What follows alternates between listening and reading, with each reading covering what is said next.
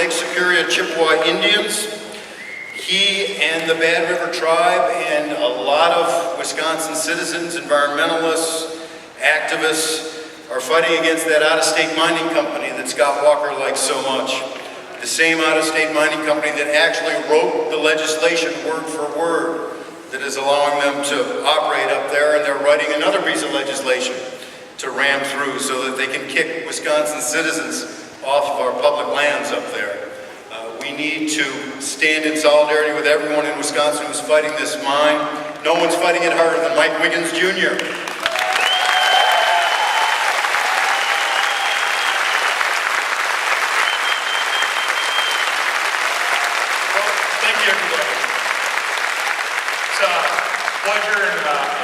Here today. One of the things that I've said over and over is that Wisconsin has a progressive mentality. Wisconsin has a history that was built on thought and intellect and foresight and really thinking about things that matter. And it's kind of been a very, very difficult ride the last couple of years, as many of you are well aware. So if I came here today and I said, please don't explode and bomb them, most of you would probably think I was obviously referring to Syria. And I'm going to come here today and start by saying, please don't explode and bomb them.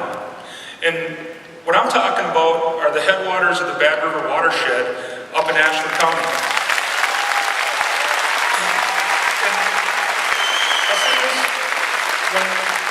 When we had finished a particularly grueling testimony on a new Wisconsin mining law that is unjust and scientifically dishonest, we had just completed giving 3 minutes of essentially heartfelt discussion about why we need these headwaters intact for our people and everything else. And when we got done, an elder of mine came up to me, Marvin Defoe, and he said, something's going on here. He says, I looked into the eyes of those Republican legislators and there's something missing, Mike. He said, something missing. And he pointed out a couple and he said, those ones, he says, we can continue to talk to. And he mentioned a couple of others and he said, those ones, he says, I don't think we'd have to worry about talking to them no more. There's nothing there. He goes, but for the ones that we have to talk to, he says, we need to talk to them about babies.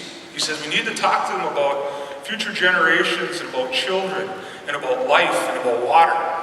He told me, he says, you know, he says, when babies arrive, he says they're carried in that global water, and that water rushing at birth, before birth, announces their arrival into this world. He says, and any parent that has ever been there, and for all the moms that are around, he says, as soon as that baby takes that first breath out of that globe of water, he goes, it's just instant love.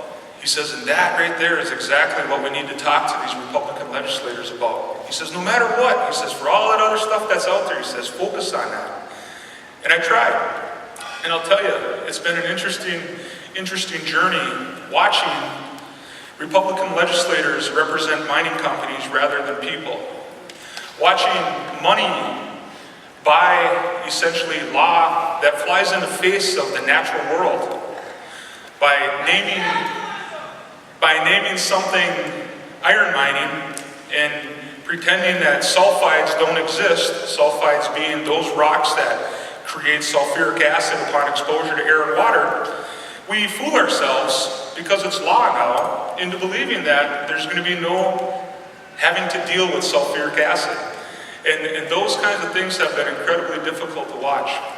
Now, it's gotten so bad that for some of the legislators that push this new mining law that is unjust and that is set to really destroy the true platform of future economic development up in the Northwoods, those pristine ecosystems up there, watching these legislators flee the legislature because they've done their corporate bidding.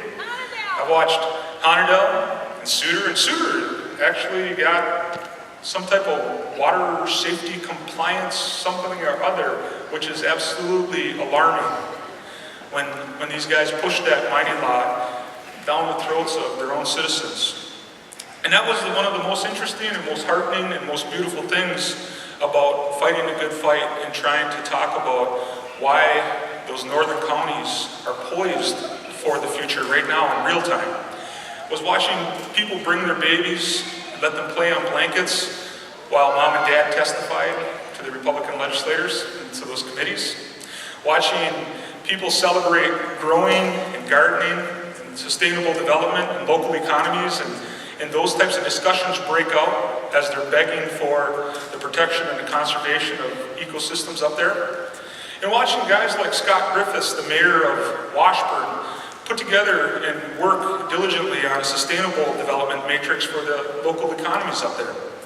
Watching Bill Whalen, Ashland Mayor, and Larry McDonald, the Bayfield Mayor up there around the lake, join Scott Griffiths, myself, and Rose Gurno from the Red Cliff Band of Lake Superior, Chippewa, and reject mining as some type of manna from heaven. As GTEC readies to explode the headwaters of our watershed, and we think about sulfuric acid, and we think about sulfate pollution that destroys wild rice crops, and we think about asbestosis because there's been asbestos discovered in those hills by the DNR, and I don't think many of you probably have heard that too much yet, right?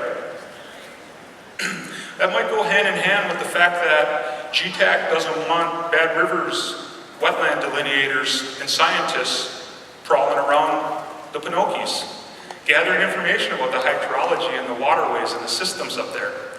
It might be why Tom Tiffany and Senator Glenn trusts the mining company Grothman, that's what he told the local family up north, are working so hard to shut down what is essentially special tax status lands that are publicly accessible. That might be why they're working so hard to shut all of that down, because the more we look and the more we discover about these unbelievably pristine places, the more we understand the fragility and the beauty and the wonder of what they present for those local communities up there. Discovering that stuff is essentially a foundation for truly evaluating and vetting out a mining application. And I don't think the mining company really wants that. And to be honest with you, at this point in time, I'm not really sure the powers that run the DNR really want that vetting. And it's alarming to me. And so, what I'm saying is essentially, it's been very difficult to watch mining companies hold sway in this state. It's been very difficult to watch who I feel should be our partners cater and kowtow to mining companies and billionaires at the expense of the local voices that are truly crying for their life and their livelihoods. I'll say this. When you look at your Constitution, and I talk with all kinds of non-tribal people that love their home up there in Ashland County and Iron County, Bayfield County, and around the lake, and they keep telling me, well, there's nothing we can do. It's up to you and the tribes now. And I keep thinking to myself, I wish you guys had a treaty with your government. You know? I really do.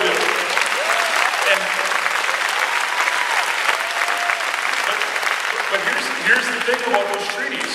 Here's the things about those treaties, and it's the very same thing for all of you with the Constitution.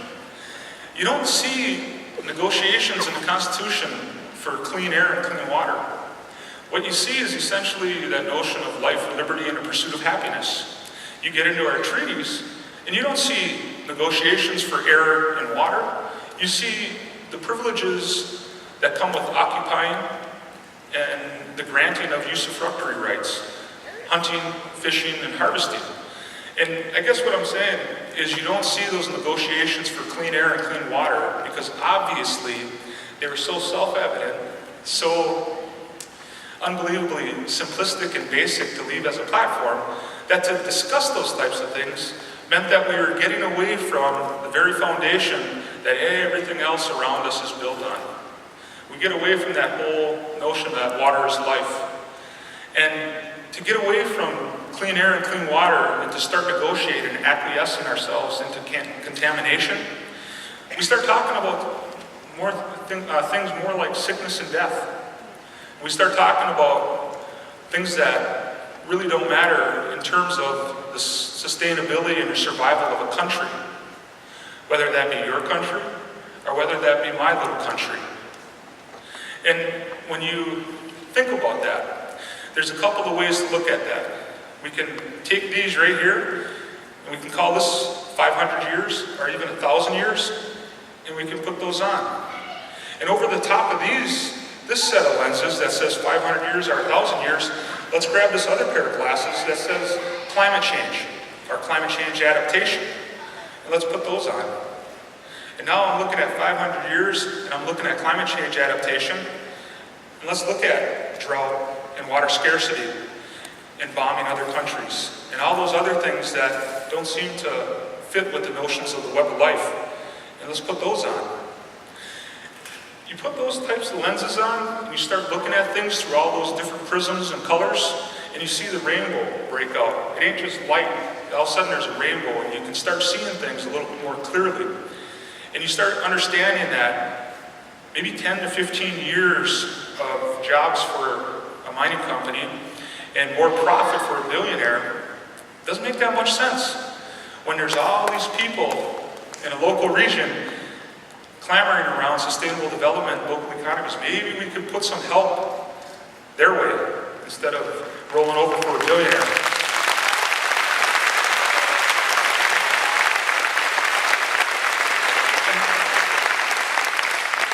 And I think I'll sum my comments up by saying, water is life. And that's what we're dealing with up north. It's a very gentle, a very beautiful resistance.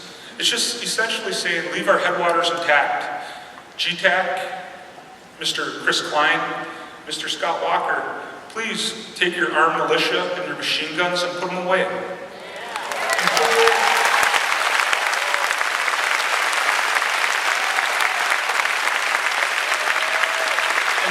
And put away the umpteen tons of ammonium nitrate explosives that you have slated for this place. And get down to the business of truly helping these communities. It ain't about catering to a billionaire. It's about truly putting some thought, some progressive intellect and thought and foresight into what these communities are going to need. And that's not a word-like cry. It's a gentle, beautiful request.